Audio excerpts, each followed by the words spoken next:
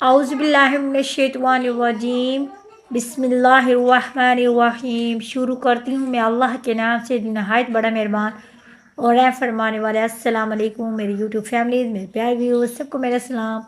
آج بہت ہی خوبصورت سا واقعہ ہے کہ اللہ پاک کس طرح ہمارے گناہوں پہ ایک پردہ ڈال دیتا ہے، کس طرح اللہ پاک نے ہمارے گناہوں کو چھپایا ہوا ہے کہ ہم اتنے گناہ گار خطا کار ہوتے ہیں، لیکن اللہ پاک نے ہمارے گناہوں کو، ہمارے عیبوں کو ایک پردہ دے رکھا ہے۔ ورنہ سیریسلی اگر ہم جس طرح ہم گناہ گار خطا کار ہیں، جتنے ہمارے اندر عیب ہے، اگر ہمارے دوسرے جو ہے فیملی وغیرہ، جو بھی ہمارے رشتہ دار دوست احباب کو پتہ چلے تو ہم آنکھ ملانے کے بھی قابل نہ ہوں، ہم کسی کو اپنے سامنے کھڑا کر کے ہم مطلب آنکھ بھی نہ ملا سکے، کیونکہ ہمارے اندر اتنے گناہ ہیں، ہمارے اندر اتنے ہیں، لیکن اللہ نے پھر بھی ہماری پردہ پوشی کی ہوئی ہے۔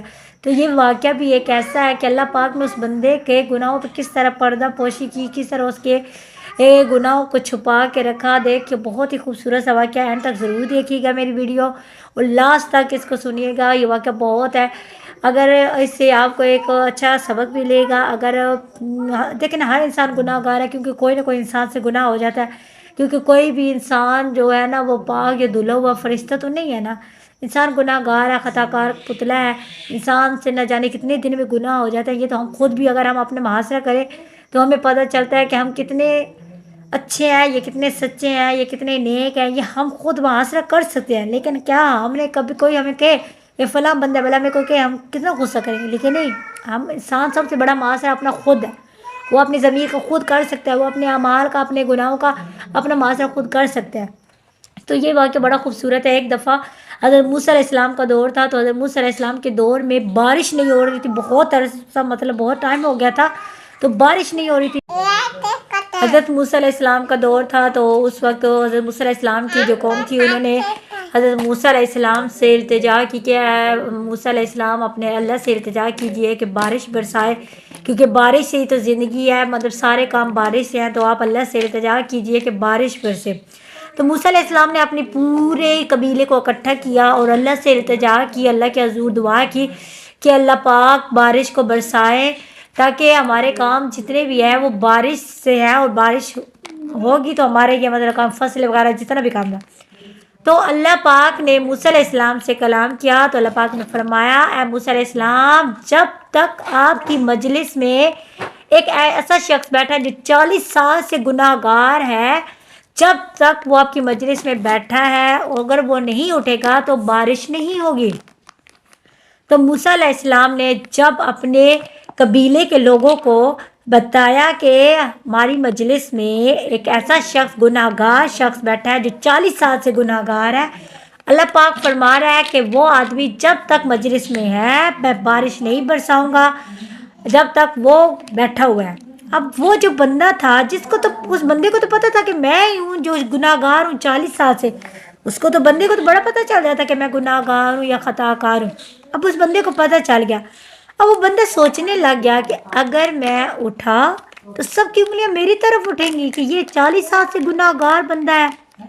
اب وہ اس کشمکش میں تھا کہ اگر میں نہیں اٹھوں گا تو بارش نہیں برسے گی، اگر میں اٹھا تو ہر کسی کی انگلی میرے طرف اٹھے گی۔ وہ اسی کشمکش میں مبتلا اور پشماندہ ہونے لگا، اور اس نے دل ہی دل میں مطلب اپنے گریبان میں جھانکا اور اپنے دل ہی دل میں اللہ سے دعا کرنے لگا کہ یا اللہ میں 40 سال سے گناہ گار ہوں۔ تو اس نے دل ہی دل میں اللہ سے صلح کر لی، اس نے کہا یا اللہ آپ 40 سال سے میرے گناہ پہ پردہ ڈال کے بیٹھے ہیں، 40 سال سے آپ نے میرے گناہ پہ پردہ ڈالا ہوا تھا، یا اللہ میں آپ سے توبہ کرتا ہوں، سچے دل سے معافی مانگتا ہوں کہ میں آئندہ گناہ نہیں کروں گا، پلیز اللہ مجھے معاف کر دے۔ جیسے مطلب اس نے اللہ سے صلح کر لی، اللہ سے گناہوں کی معافی مانگی، تو بارش برسنے لگی۔ ابھی اتنی تھوڑی دیر گزری تھی، کوئی بندہ بھی نہیں اٹھا مجلس سے، لیکن بارش برسنے لگی۔ اب موسیٰ علیہ السلام نے اللہ سے التجا کی دعا کہ یا اللہ یہ کیا ماجرا ہے؟ تو اللہ پاک نے فرمایا اے موسیٰ علیہ السلام، اس بندے نے میرے سے صلح کر لیا، میرے سے معافی مانگ لیا ہے، میرے سے گناہوں کی اپنے گناہوں کی معافی کیا، وہ اپنے گناہ پہ ندامت تھا تو میں نے اس کو معاف کر دیا، میں نے باری بخشا دی۔ تو یار دیکھیے کہ دیکھو اللہ کتنا بڑا غفور الرحیم ہے، کرم کرنے والا، وہ رحیم ہے، وہ رحمان ہے، وہ وہاب ہے، وہ کرم کرنے والا۔ سچے دل سے ایک دفعہ اپنے رب سے معافی تو مانگے اور پھر لیکن یہ ہو معافی ایسی ہو کہ دوبارہ اس گناہ کی طرف بندہ نہ جائے. یہ نہ ہو کہ بندہ معافی مانگے پھر گناہ کرے، معافی مانگے پھر گناہ کرے. وہ کیا ہوتا ہے؟ یہ تو ایک کھیل تماشا ہوتا ہے. مطلب کیا ہم کرتے ہیں؟ گناہ کر کے پھر معافی، ہم کہتے ہیں اللہ میں معاف کر دے. بے شک اللہ بہت بڑا مہربان ہے. آپ جتنی دفعہ گناہ کرو گے، جتنی دفعہ اللہ کی طرف پلٹو گے، اللہ پھر معاف کرے گا، کیونکہ وہ ہے ہی بڑا غفور رحیم. اسی لیے ہمیشہ سچے دل سے اللہ سے معافی مانگ لے، لیکن پھر اس بات پر معافی مانگے کہ ہم دوبارہ گناہ کبھی نہیں کریں گے، ہم ایسا غلطی کبھی نہیں کریں گے. اللہ سے صلح کریں تو پکی صلح کریں، اللہ سے معافی مانگے تو پکی معافی مانگے. اللہ سے التجا کریں کہ یا اللہ ہم اپنی گناہوں پہ ندامت کرتے ہیں، ہم اپنے گناہوں سے شرمندہ ہیں، ہمیں معاف کر دیں، ہم آئندہ کبھی گناہ. انشاءاللہ اللہ بڑا غفور رحیم معاف کرنے والا ہے. کیونکہ اللہ پاک کی رسی جب کہتے ہیں نا، جب اللہ اپنے بندوں کی رسی نا ڈھیلی کر دیتا ہے، لیکن جب کھینچتا ہے نا تو پھر اس وقت انسان کے بس کا کچھ نہیں ہوتا. اسی لیے اس سے پہلے کہ اللہ ہماری رسی کو کھینچے، اس سے پہلے اللہ سے صلح کر لیں. تو اگر آپ کو میری ویڈیو اچھی لگی ہے تو میری ویڈیو کو لائک اور چینل سبسکرائب. اللہ حافظ. فی امان اللہ.